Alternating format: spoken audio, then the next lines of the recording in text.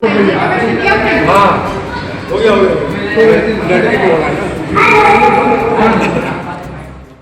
मुजफ्फरपुर से चौंका देने वाला एक मामला सामने आया है, जहां शादी में गहने कम चढ़ाने पर 3 दिनों तक दूल्हे को बनाए रखा बंधक। पुलिस के हस्तक्षेप के बाद दोनों की शादी मंदिर में करवाई गई।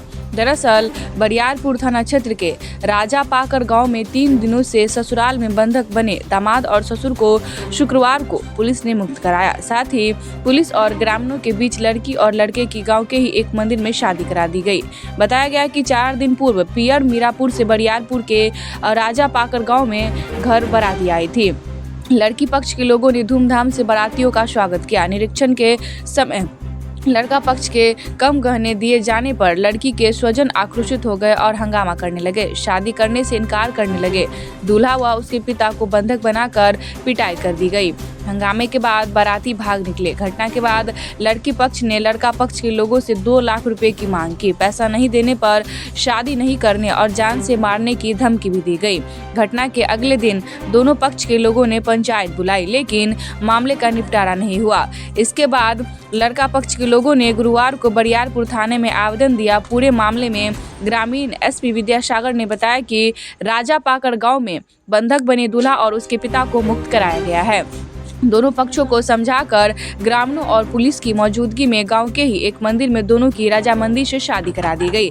शादी के बाद लड़का पक्ष के लोगों ने आवेदन वापस ले लिया है। इस घटना के बाद दोनों पक्षों को समझाने के बाद आपसी नाराजगी दूर हो गई है। शादी के दौरान लड़के पक्ष की ओर से आगे की किसी भी प्रकार के विवाद नहीं करने की बात कही गई है। राजा पाकड़ गांव की घटना है।